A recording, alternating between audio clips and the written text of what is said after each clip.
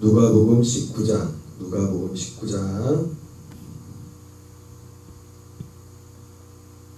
28절부터 40절까지 우리가 찬 목소리로 누가복음 19장 28절부터 40절까지 찬 목소리로 봉독하겠습니다. 예수께서 이 말씀을 하시고 예루살렘을 향하여 앞서서 가시더라. 감람원이라 불리는 산 쪽에 있는 벳바게와 베다니에 가까이 가셨을 때에 제자 중 둘을 보내시며 이르시되 너희는 맞은편 마을로 가라. 그리로 들어가면 아직 아무도 타보지 않은 나귀 새끼가 매여 있는 것을 보리니 풀어 끌고 오라. 만일 누가 너희에게 어찌하여 푸느냐 묻거든 말하기를 주가 쓰시겠다 하라 하시매 보내심을 받은 자들이 가서 그 말씀하신 대로 만난지라. 나귀 새끼를 풀 때에 그 인자들이 이르되 어찌하여 나귀 새끼를 부르냐. 대답하되 주께서 쓰시겠다 하고 그것을 예수께로 끌고 와서 자기들의 겉옷을 나귀 새끼 위에 걸쳐놓고 예수를 태우니 가실 때 그들이 자기의 겉옷을 길에 펴더라. 이미 감람산 내리막길에 가까이 오심에 제자의 온 무리가 자기들이 본 바 모든 능한 일로 인하여 기뻐하며 큰 소리로 하나님을 찬양하여 이르되 찬송하리로다. 주의 이름으로 오시는 왕이여 하늘에는 평화여 가장 높은 곳에는 영광이로다 하니 우리 중 어떤 바리새인들이 말하되 선생이여 당신의 제자들을 책망하소서 하거늘 대답하여 이르시되 내가 너희에게 말하노니 만일 이 사람들이 침묵하면 돌들이 소리 지르리라 하시니라. 아멘. 오늘은 누가복음 19장 28절부터 40절까지 말씀을 중심으로 소리질러 외쳐야 할 이유, 소리질러 외쳐야 할 이유라는 제목으로 하나님의 말씀을 전하겠습니다. 오늘 본문의 말씀은 예수님께서 그 앞에서 하나님의 나라가 당장에 임하는 것이 아닌 하나님 나라의 그것은 예수님의 재림과 함께 시작된 또 어제는 먼 시간이 오랜 시간 후에 있을 그 하나님의 나라에 대해서 그리고 그 하나님 나라가 임하기까지 우리가 이 땅에 예수 그리스도의 재림 때까지 우리가 이 육신의 생명을 가지고 있는 동안에 해야 될 일이 무엇인가를 비유의 말씀을 통하여 가르쳐 주셨습니다. 바로 여기서 말씀하는 이 말씀은 바로 그 말씀을 말하는 거죠. 우리가 육체에 있는 동안에 할 것은 모든 사람에게 10명의 사람에게 똑같이 한 문화씩 그 한 문화를 받은 사람들은 어떤 사람입니까? 생명을 받은 자들, 하나님의 아들의 생명을 받은 자들입니다. 그 생명을 받은 자들. 오늘 모든 사람들을 향하여 우리가 질문할 수 있는 두 가지 질문이 있다면 두 가지 질문을 항상 해야 됩니다. 당신은 하나님의 아들의 생명을 받았습니까? 다른 말로 말하면 정말 거듭났습니까? 그리고 하나는 당신은 생명 안에서 자라가고 있습니까? 우리가 할 수 있는 두 가지 점검사, 이 땅에 사람으로 태어나서 할 수 있는 가장 중요한 질문이 두 가지 있다면 당신은 물과 성령으로 거듭났습니까? 당신이 정말 그리고 거듭났다면 당신은 은혜 안에서 자라가고 있습니까? 이것은 사실은 상관관계가 있죠. 원인과 결과가 되기도 하지만은 이거는 우리의 삶에 있어서 가장 중요한 질문이에요. 이것은 우리가 장차 예수님의 재림과 함께 시작될 진짜 하나님 나라 중에 하나님 나라. 고린도전서 15장에 나오는 것처럼 사도 바울이 말했던 것처럼 예수 그리스도께서 모든 나라와 통치를 아버지께 바칠 그때 이루어질 하나님 나라 중에서 하나님의 나라 천국 중에서 천국 그때를 준비하는 그런 우리의 삶에 있어서 가장 중요한 핵심 질문이라고 할 수 있을 것입니다. 예수님은 바로 그 열문화의 비유의 말씀을 통해서 그 말씀을 하시고 이제 예루살렘을 향하여 앞서 가시더라. 예루살렘으로 가신 이유는 예수님이 이제 그 말씀을 이루기 위해서, 어떻게 보면 그 말씀을 이루기 위해서 이제 올라가는 거죠. 예. 예수님이 우리에게 이루어질 그 두 가지, 10명의 사람에게 한 문화씩을 줬던 것처럼 우리에게, 모든 사람들에게 이 한 문화씩을 주어서 어떤 사람은 10문화를 남기고 어떤 문화는 5문화를 남겼던 것처럼 우리가 생명 안에서 자라가는 이 구원을 이루어가는, 장차 먼 훗날에 예수 그리스도께서 이 땅에 재림주로 오실 때 그분을 맞이할 수 있는 그 준비를 위해서 예수님께서 이 땅에 이제 예루살렘을 향하여 가는 것입니다. 가면서 이제 감람원이라는 불리는 산 쪽에 있는 벳바게와 베다니에 가까이 가셨을 때에 예수님이 제자 중 둘을 보내시며 이렇게 말씀합니다. 너희는 맞은편 마을로 가라. 그리로 들어가면 아직 아무도 타보지 않은 나귀 새끼가 배에 있을 것을 보리니 풀어 끌고 오라. 그래서 맞은편 마을이라고 있는데, 맞은편 마을은 아무래도 그 예루살렘이죠. 맞은편 마을은 지금 이 기드론 골짜기를 중심으로 해서 지금 베다니와 벳바게 그 근처에 있으니까 맞은편 마을은 예루살렘에 가서 이제 나귀 새끼가 매이는 것을 보리니 풀어 끌고 오리라. 그리고 누가 왜 어찌하여 이렇게 풀으냐 물어보거든 주가 쓰시겠다 이렇게 말했습니다. 그래서 보내심을 받은 자들이 두 사람이 말씀하신 대로 갔더니 실제로 예수님 말씀하신 대로 나귀가 매여 있는 것입니다. 그래서 나귀 새끼를 실제 풀어서 가지고 오려니까 그 주인이 말합니다. 똑같이 예수님 말씀을 어찌하여 나귀 새끼를 풀으냐.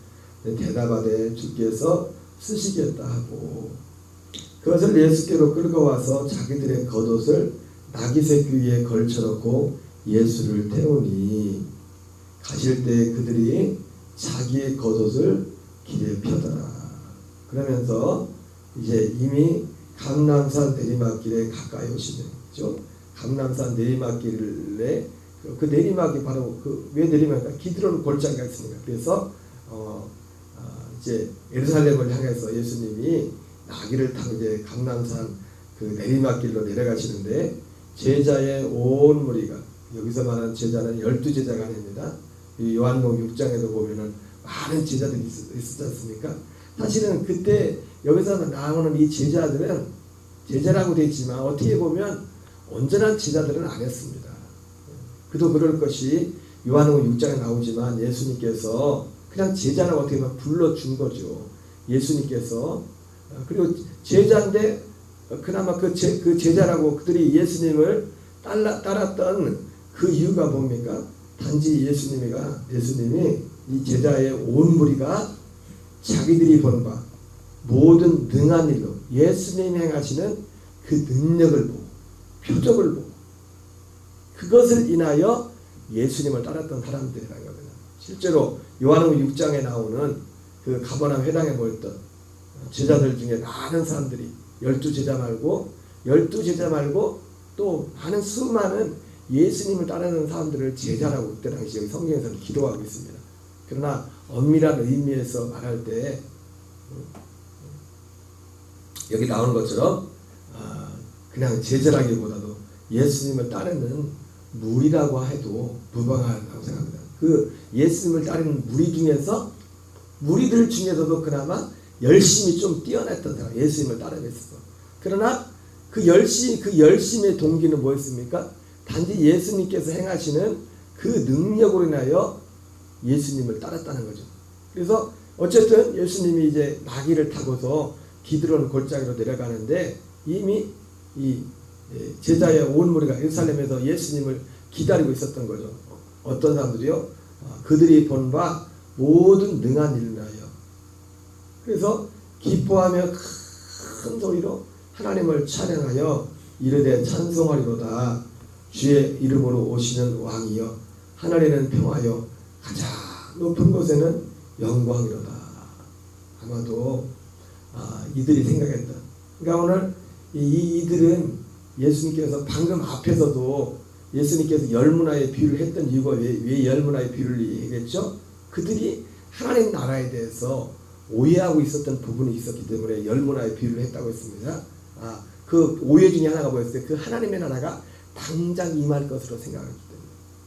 그래서 바로 사실 이 사건 이전에 지금 예수님이 그것 때문에 지금 열문화의 비유를 말씀하셨었는데, 지금 나귀를 타고 내려오는 기드론 골짜기에서 예수님을 마주하고 있던 그 예수님의 능한 바 그 능력으로 말미암아 주님을 따랐던 그 제자들조차도 지금 예수님의 지금 예루살렘으로 들어오는 것이 마치 하나님의 나라가 당장 임할 것 같은. 여러분이 9장 38절 말씀 보면은 이들이 소리 질러서 예수님께 지금 하나님께 찬양했던 이유에 대해서 이렇게 말하죠. 하늘에는 평화요, 가장 높은 곳에는 영광이로다. 누가복음 2장 14절에 지극히 높은 곳에서는 하나님께 영광이요, 땅에서는 기뻐하심을 입은 자들 중에 평화로다, 이렇게 말했는데, 그 천사가 가르쳤던 예수님이 이 땅에 오심에 대한 그런 천사들의 외침이었었는데, 저는 그와 비슷한 대목으로 주님께 찬양을 드립니다. 저는 이들이 찬양했던 이유가, 그 동기를 보면은 앞서 지금 베다니와 벳박에 오기 전에 열문화의 비유를 말씀했던 그 이유와 같이 이들이 바로 하나님의 나라에 대해서, 지금 예수님이 예루살렘에 입성하는 것이 마치 그들이 꿈꿔왔던 그 하나님의 나라가 임하는 같은 그런 어떤 기대감이 또한 있었던 것을 보게 됩니다. 그러나 그것은 잘못된 것이었죠. 예수님은 오히려 지금 육체로 예루살렘에 입성하시는 그분은 사실은 그 나라와 무관한 건 아니죠. 앞서서 말씀드렸지만은 장차 예수님의 재림과 함께 임할 그 하나님의 나라, 그 나라를 위해서 예수님이 먼저 가야 될 길은 십자가의 길을 가야 됐던 것입니다. 어쨌든 그랬더니 이들이 크게 소리 질렀더니 무리 중 어떤 바리새인들이 말하되, 바리새인들이 예수님께 말합니다. 선생이여, 당신의 제자들을 책망하소서. 예수님이 왜 책망하라고 했죠?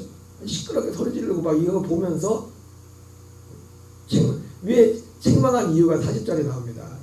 왜 책망하는지. 그냥 책망하소서 이렇게 말했더니, 내가 너에게 말하노니 만일 이 사람들이 침묵하면 돌들이 소리 지르리라. 왜 책망을 한 겁니까? 소리 지르는 걸 보고 책망한 거예요. 지금 방금 말했던 그 앞에 그러한 내용을 가지고 하나님 앞에 찬양하며 영광으로 소리 지르는 것을 보면서 이 바리새인들이 예수님께 제자들을 책망하고 좀 조용히 좀 하라고 그렇게 말했던 것입니다. 여기에 대해서 예수님께서 내가 너에게 말하노니 만일 이 사람들이 침묵하면 돌들이 소리 지르리라. 그러니까 예수님이 어쨌든 이들의 동기는 어떻게 보면은 그들이 동기는 그들의 이해력을 떨어졌죠, 그죠? 오늘 예수님을 맞이했던 이유가 이들이 가지고 있던 이 신앙에 대한 이해가 사실은 온전한 이해라기보다 오해된 부분에 있어서 하나님을 찬양했지만, 그럼에도 불구하고 예수님께서는 만일 이 사람들이 침묵하면 돌들이 소리 지르리라 말씀했습니다. 여러분, 우리도 오늘 사실은 예수님이 지금 예루살렘에 들어올 때 사람들이 이렇게 큰 소리로 환호하며 주님을 찬양했는데, 우리도 이 제자들의 온 무리처럼 우리가 소리를 질러 주님을 찬양하고 높여야 될 줄 믿습니다.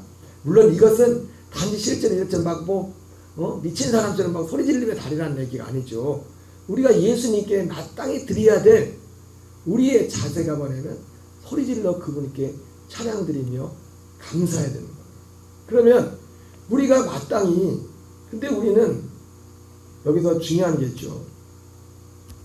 이렇게 이 제자의 온 무리와 같이 소리질러 하나님을 찬양하고 외쳐야 될 분명한 이유가 있습니다. 제자들은, 이 온 무리의 제자들은 잘못된 동기, 어떤 이들이 이렇게 소리지르는 지금 이 대목도 어떤 예수님에 대한 하나님의 나라에 대한 오해로부터 시작되는 것이었지만, 그러나 우리에게는 예수님께서 말씀하신 너희들이 침묵하면 돌들도 소리져. 우리가 예수님을 믿는 믿음에 대해서 정말 이 제자들은 뭐 때문에 예수님을 따르고 환호했다고 했죠? 그들이 본 바 주님이 행하신 능한 일, 그 능력을 보며, 우리는 그것을 보고도 그런 것도 있다면 주님 앞에 영광을 돌려야 됩니다. 그러나 궁극적으로 방금 오늘 말씀의 시작이 어떻게 시작했습니까? 이 말씀을 마치고 예루살렘으로 올라갈 때 일어난 일이잖아요. 그 말씀이잖아요. 오늘 그죠? 이 말씀은 열 문화에 관한 그런 말씀이었잖아요. 사실은 우리가 큰 소리로 하나님 앞에 외쳐야 될, 찬양해야 될 그 동기가 뭐냐면 오늘 이 말씀, 오늘 28절에 오늘 누가복음 19장 28절에 했던 예수님이 이 말씀을 마치고 예루살렘으로 올라가실 때 있었던 일이라고 했던 것처럼 그 앞에 있었던 그 열 문화의 비유와 말씀과 또 무관한 이유가 아닙니다. 사실은 그 이유 때문에 우리가 주님 앞에 소리질러 외치고 찬양해야 될 이유가 있는 겁니다. 누가복음 18장 18절에 보면 한번 읽어보겠습니다.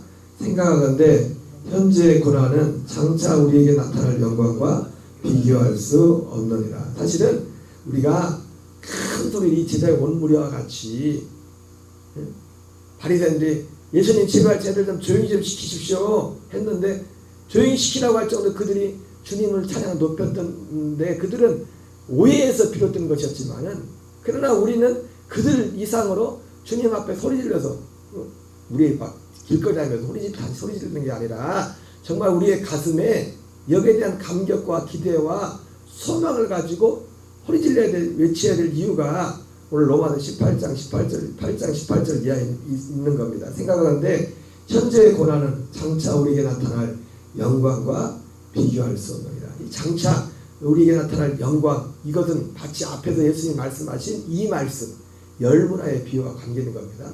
그걸 말하는 거예요. 결국은 그것은 우리가 하나님의 나라를 들어가는 것이고, 그리고 그 부활의 예수와 같은 부활의 몸을 입는 것인데, 부활의 영광이 다르다고 했죠. 열 문화를 남긴 사람의 영광과 다섯 문화를 남긴 사람의 영광이 다른 겁니다. 다른 거예요. 그러면서 여기 피조물에 고대하는 말은 이 피조물이라고 하나, 피조물. 예수님이 오늘 뭐라 했습니까? 바리새인들이 예수님 제발 좀 저 사람들 좀 조용히 시키라고 했더니 뭐라 합니까? 이들이 잠잠하면 돌들이 소리 지르더라고요. 돌들이 하나님을 찬양할 것이랬죠. 그렇죠? 여기 로마서 8장 19절에 보니까 피조물이 고대하는 말, 돌들도 이 피조물에 속하는 겁니다. 돌들이 소리 지르는 이유는 예수님을 보면서 돌들도 하나님 앞에 영광 돌리며 소리 지르는 이유가 있어요. 근데 사람만 몰라. 사람만.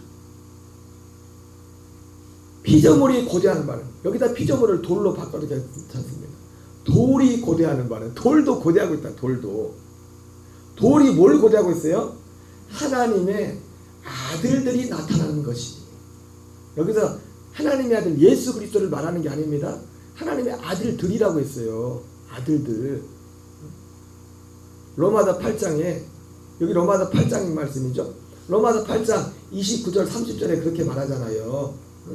하나님께서 미리 아신 자들을 미리 정하신데 뭘 정했다고 했어요?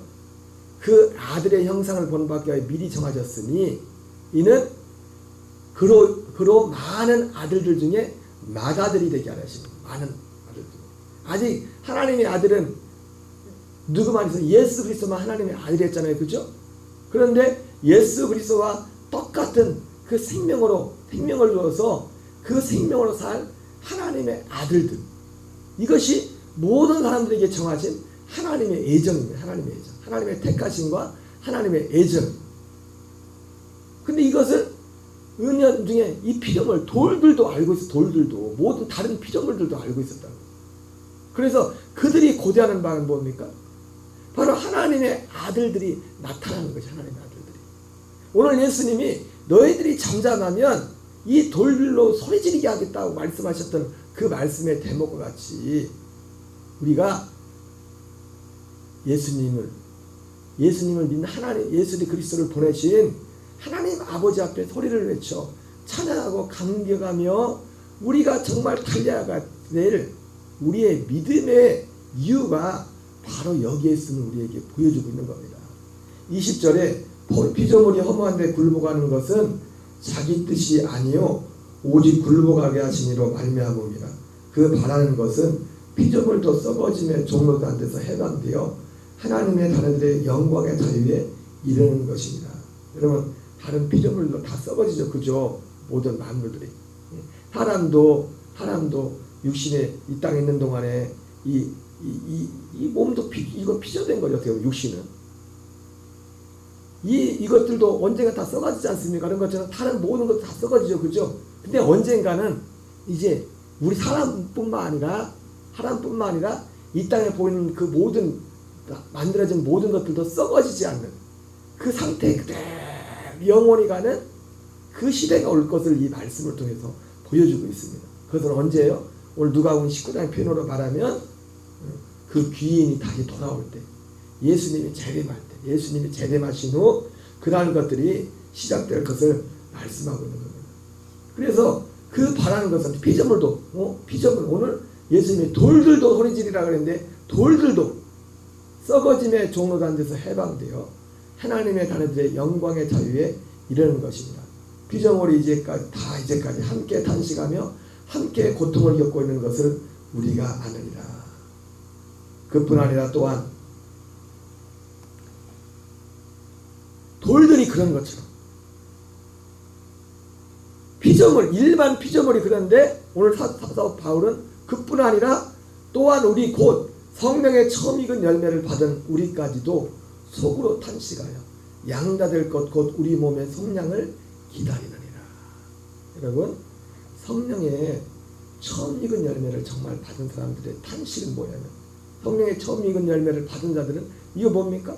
이게 구원받은 거예요. 성령의 처음 익은 열매를 아들의 영을 받은 자들은 그들 속에 탄식, 그들이 정말 하나님을 찬양하고 오늘 주님의 행하신 모든 능력을 그 행하신 그 능력 때문에 예수님을 찬양하고 높였던 소리 질렀던 그들은 단지 예수님이 행하셨던 표적 때문에 그 표적을 보고서 그들이 큰 소리로 외치고 그것 때문에 바리새인들이 좀 조용히 좀 하라고 그런 말을 들었지만은 정말 하나님의 아들의 하나님의 처음 익은 열매를 받은 자들이라면 오늘 우리는 마땅히 하나님 앞에 소리질러 외쳐야 됩니다. 길바닥에 나가서 막 소리지르고 외치라는 게 아니라 우리의 삶의 모든 삶의 중심이 바로 여기 우리를 살게 하는 오늘 우리가 아침에 일어나서 새벽에 기도를 드리고 기도의 자리 예배의 자리에 나오고 행하는 모든 것들의 삶의 중심이 이것이 돼야 돼. 이것이 바로 뭡니까? 어떤 사람이 성령의 처음 익은 열매를 받았다는 증거예요. 받은 우리까지도 속으로 탄식하여 양자될 것 곧 우리 몸의 성량을 기다립니다. 여러분 성령의 처음 익은 열매를 받은 사람들의 탄식이 뭔지 압니까? 예수님을 믿는다고 하면서도 예수님을 믿는 목적이 이게 아니에요. 단지 그들이 본받았던 이 제자들의 무리들처럼 어떤 자기들이 기대하는 이들의 기대는 잘못된 기대였습니다. 물론 언젠가 이루어질 거지만 그러나 이 기대가 우리에게 실제가 되려면 예수님이 십자가의 길을 가야 됐던 것처럼 우리도 지금 이 땅에 세상에 있는 동안에 이 나라를 소망하면서 실제로 세례요한도 들어가지 못했던 그 하나님 나라에 들어가서 우리의 옛사람 우리의 육에 속한 하나님과 원수인 것들은 날마다 십자가에 못 박아 버리고 정말 그리스도와 생명에 연합된 자로서 살아가야 되고 그것이 우리의 삶의 목적과 소망과 기쁨이 되어야 돼요. 성령의 처음 익은 열매를 받는데 탄식이 뭡니까? 그리고 예수님의 탄식은 뭡니까? 뒤에 오늘 누가복음 19장 이 사건 후에 예수님이 이제 그런 뉘앙스로 말씀하시는 내용이 나와요. 예수님을 믿는다고 하면서도 거기에 관심이 없다는 겁니다. 정말 거기에 마음의 전력을 전심을 쏟지 않는다는 거예요. 그리고 그러면서 엉뚱한 얘기만 하는 겁니다. 예, 우리가 흔히들 말하는 그 내용 얘기들이 필요 없는 건 아니에요. 우리 삶 육신하고. 그러나 주님은 뭐라고 했어요? 그게 필요 없다고 한 적 예수님 한 적 없어요. 근데 예수님 뭐라고 했어요? 필요한 걸 아세요. 응? 마태복음 6장에 나온 것처럼 예수님이 필요한 거 안 되잖아요. 너희들이 무엇을 먹을까, 무엇을 마셔야 할지, 무엇이 필요한지 안 되잖아요. 그러나 예수님 뭐라고 했습니까? 그러나 너희는 이것을 구하라는 거예요. 먼저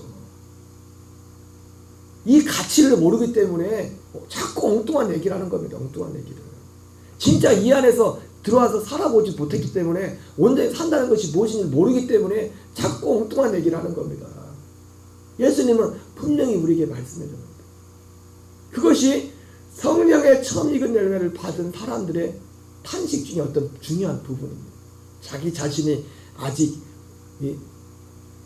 성령의 처음 익은 열매를 받았음에도 불구하고 육을 입고 있기 때문에, 이것은 우리가 영원히 가지고 살 몸이 아닙니다. 이 몸은 우리가 유통기한이 있어요. 유통기한이. 이 땅에서만 이 몸에. 그렇기 때문에 이 몸을 벗고서 진짜 썩지 않는, 진짜 영원히 가는 그 몸을 입을 때까지 그 탄식이기도 하지만, 이 땅에 있을 때 탄식이 뭡니까? 예수님 믿는다면서 여기에 대한 소망이고, 이 일을 이루시는 주님을 믿는 것이 아니라 다른 예수님.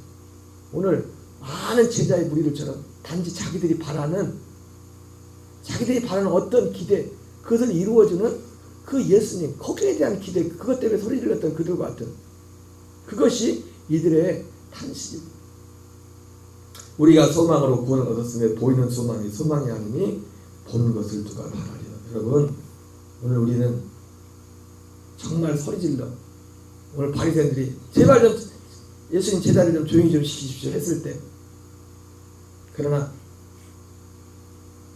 저들이 소리지르지 않냐, 잠잠하면 하나님은 돌들로도 소리지게 하라고 했는데, 돌들도 소리질러야 될 이유를 알고 있었어요. 예수님의 오심에 대해서.